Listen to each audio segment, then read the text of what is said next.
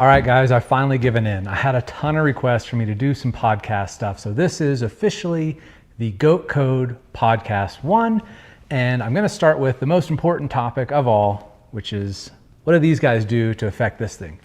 Your hands are the most important part of the golf swing. They're like race tires on a race car.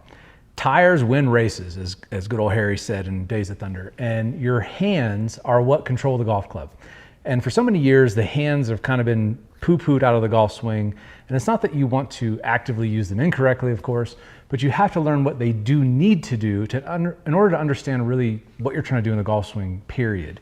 Because without understanding what your hands do and your wrists and how they work together, and your arms are included in that as well, you're never going to really understand how to play golf. You're never going to understand why high-level players are able to do what we do versus why you struggle to do things, to hit the ball even reasonably distant, reasonably far. And so I want to explain that really in a really simple way to help you understand what your arms and hands are really doing. So in the GOAT code, I talk about this GDP, or goat delivery position. That video is on the website, so search GDP if you're not familiar with that.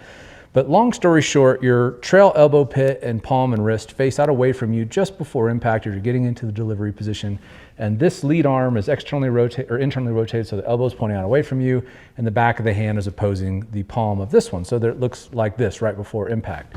When you put the golf club in there, the golf club at this point, the toe is going to be slightly toed in, and so there's very little for me to do to square the club face. But the trick is understanding what this goat delivery position really is. And I call it the goat delivery position because when I started the GOAT code, I was studying all the greats, Ben Hogan, Tiger Woods, Jack Nicklaus, Bobby Jones, etc. And so one thing that was consistent is that they all got into this position right before the strike. And most amateurs are more like this, where this arm is starting to internally rotate, where the elbow pit's pointing more down the target line.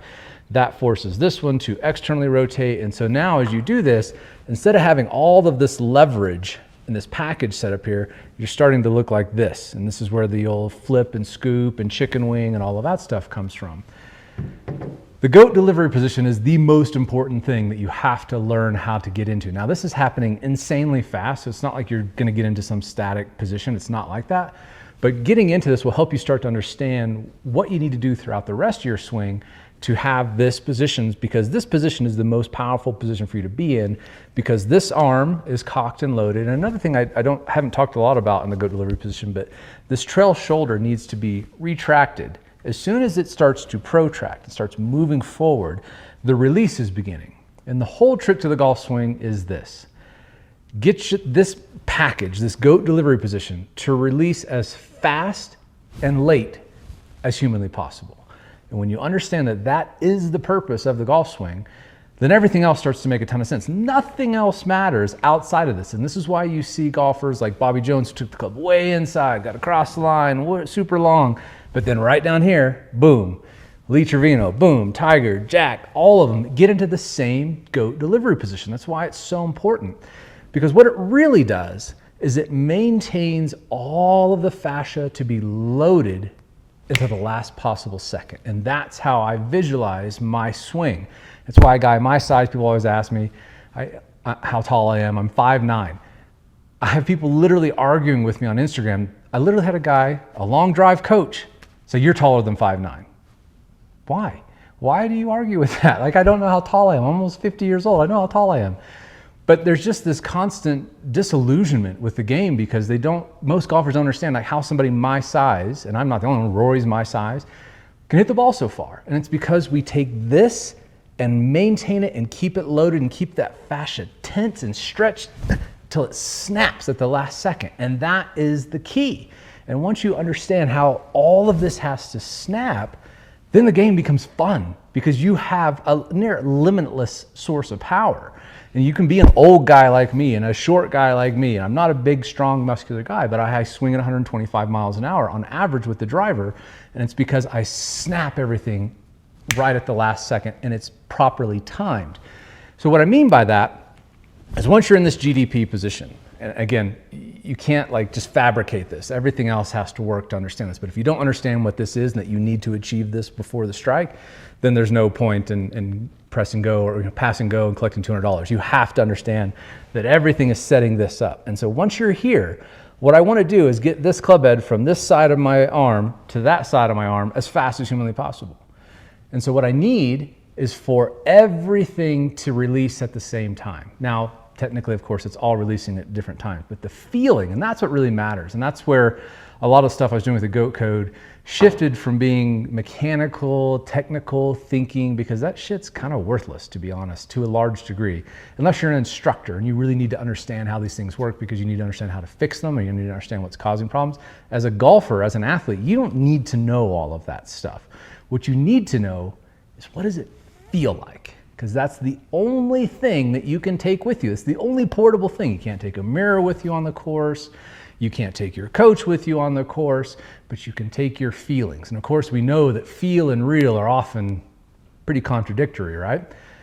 But once you understand the correct feelings and you learn how to use those feelings and train them to be repetitive, then you can start to rely on your feelings. And so that's really what you're trying to understand is, what does it feel like to release the club like a pro? What does it feel like to release the club at 125 miles an hour with the driver?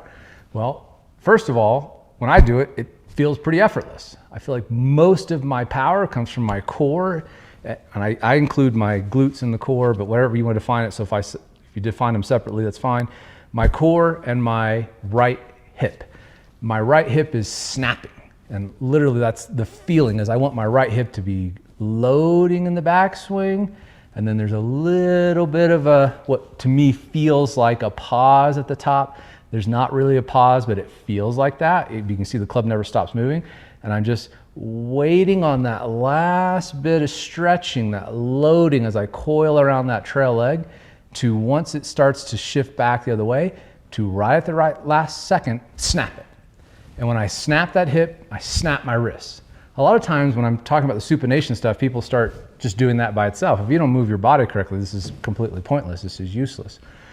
So you have to understand that you're waiting and snapping, and that is what it should feel like. You're loading, loading, loading, loading, loading, and then as you're transitioning, you're loading just a little bit more, because that's where you get that dynamic stretch where my hands are staying up here. If I start to let that right hip start to snap on the way down and fire my arms at the same time, I don't get any dynamic stretching in this fascia. And so without that, I'm gonna have to muscle it. I'm gonna have to put a lot of power, muscular power into my swing. I don't feel like I'm putting hardly any effort into my golf swing. And again, that's probably going to be infuriating to more of you out there who are struggling at that 95 mile an hour driver swing speed. How can somebody like me swing 30 miles an hour faster than you and then tell you that it feels effortless? It's because I use my fascia. That was the biggest game changer for me, is understanding how to load this fascia, and more importantly, how to let it unload, how to let it snap super fast. And that's what gives you effortless power. That's what the fascia is really for. I don't really use my muscles per se. Of course, my muscles are involved. But what I would describe to you, what my swing feels like and what my wrists feel like, is that they snap. They snap back like a rubber band, because as this fascia loads, and when I say I'm not really using my muscles, and of course the fascia is integrated to all the muscle cells, all the cells in the body, but what really is happening is I'm using my connective tissue more than anything, my tendons. I want my tendons to be stiff. So people always ask me, like, do you stretch a lot? Like, I never stretch. Like literally, I just don't stretch, because I don't believe that passive static stretching is gonna help your golf swing really at all. And if you think about it, I mean, how many of you have stretched out there, right? Like stretched for hours and hours and hours. If you don't stretch for years, you're not gonna really see much progress. Most people won't. The reality is, you don't really want loose ligaments and loose tendons. You want them to be stiff. You want them to be springy. You want them to be tight. You want them to be loaded in and snap back. And that's what my swing feels like. That's what the golf swing should feel like, is that you're not trying to get these muscles to be able to fire. You want to stretch these tendons, these ligaments, stretch the muscles, and then let them snap back for you, using the fascia as fast as you can. That's why I did this big long webinar on the site on loading the fascia, because it's such an incredible part, the most important part of swinging effortlessly. And that's always been my jam. I've always prided myself on trying to swing the most effortless way humanly possible. Whatever that way is, I don't care. I just want to figure out what the most effortless way to do it. and using the fascia is how that works. So now let me tie this back into the supination of how I've talked about, again, there's 3 basic wrist movements. You can ulnar deviate, you can pronate, and you can supinate. And of course, I want you to supinate. I've talked a lot about this. As you're supinating, if you just did this by itself and people are like, oh, I do this and I feel like the face is open, it's because you're not using your body at all. You're just using your hands. Your hands are hardly involved in the swing. They're waiting, and then snapping. So when I'm supinating my wrist, I'm not just doing this. This is a very subtle thing that's reacting to my core and my hips starting to shift back over and start getting ready to snap at the bottom. And then as that happens, my wrist has to just do this, but it's a relatively, I almost want to use the word passive movement, because what I'm trying to do in my swing is keep my wrists really supple until right at the bottom, and then I want them to snap. And so I'm not trying to actively muscularly force this club into supination. That's not going to work at all. That's going to throw everything out of sync. You've got to use your glutes. There's a lot of muscles involved in that, but that glute complex and your core to start to bring your body back into rotation, because in order to get into GDP, if you don't get this trail hip driven forward, your arms will start to release. And as soon as your arms start to release, you start to protract with the shoulder, pronate with the arms. The release has begun. And you want the release to happen, but you need to think about it like an explosion. Imagine if I had, let's say for example, I had a big bucket of gunpowder, and I poured all that gunpowder in a long, thin, shallow stream along the ground, and I lit it on fire. What would happen? Well, it's just gonna burn in the line. It's gonna burn kind of slowly. It's not gonna have some big explosion. It's just gonna fizzle out. Now, let's say I take that same gunpowder and I pack it into an M100 or old little fireworks explosives or a stick of dynamite. And I take all of that spread out gunpowder and I compress it and compact it and make it as tight as I can. What's going to happen when I light that fuse? Something very, very different. That is, to me, how I think of the golf swing, is that I'm not lighting the fuse way up here and just slowly letting my arm extend, slowly letting my wrist supinate, slowly letting my body turn. I'm not doing that at all. I'm trying to conserve all of this stuff until right at the last second, and then the bomb explodes. It's like a nuclear explosion. It's wait, go! That's what it needs to feel like. And so when you're trying to supinate, you can't just muscularly force the club down. There's no power in your forearm, and there is, but there's not that much. You're not going to be able to get the speeds that I generate through just trying to do this really fast, unless you understand how to move your body with it. And so that's really what I want to talk about in this first episode of the GOAT Code, is understanding what the golf swing should feel like and what your wrists should do. They work with the body, and you want to get the feeling of this is what your hands should do. They're rotating, they're supinating, this one's supinating, this one's pronating, and then I'm just waiting on my body to snap that trail leg, and then as I do that, my wrists snap through the ball. There's no effort involved in that. It's all about loading the fascial system. So I hope that gives you the right picture in your mind. I really like to think of the golf swing as wait, go. It should be slow and then super fast, like an explosion, like a nuclear explosion. You've got to compress. I don't know if you know how a nuclear bomb works, but we've got to compress this plutonium or uranium, whatever we're using, into critical mass through this circular dynamite explosion that compresses it till it reaches critical mass, and then it explodes. That to me is what the golf swing is. It feels like that. It feels like a nuclear bomb going off when you do it correctly. And that's what the GOAT Code is all about. It's about efficiency. It's about how the greats swing the club. It's about how Tiger swings the club. And it's about how you can swing the club to start understanding everybody should be able to swing well over 100 miles an hour. I truly believe that. I can do that with anybody that doesn't have some massive physical limitations. If you're just the average Joe out there and you feel like you should be hitting the ball further, you should. You should. It's not rocket science. Well, maybe it is kind of rocket science if I use a nuclear bomb explosion.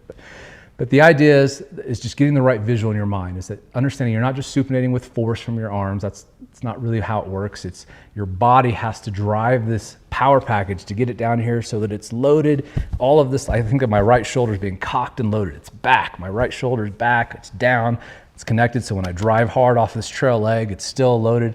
And then once this trail leg runs out of range of motion and I've turned as far as I can, my arms snap off of there, and it happens so fast, it feels like nothing. So I hope this was helpful. If you did like it, Please post down in the comments below if there's some other things you'd like to hear me discuss or whatever about future episodes. I'd love to hear your thoughts on things that you would love to learn more about. Otherwise, just check out the site, RotarySwing.com, and check out that fascia webinar. You'll learn a lot about understanding why you shouldn't be muscling your golf swing. You should be using your fascia to do the work for you.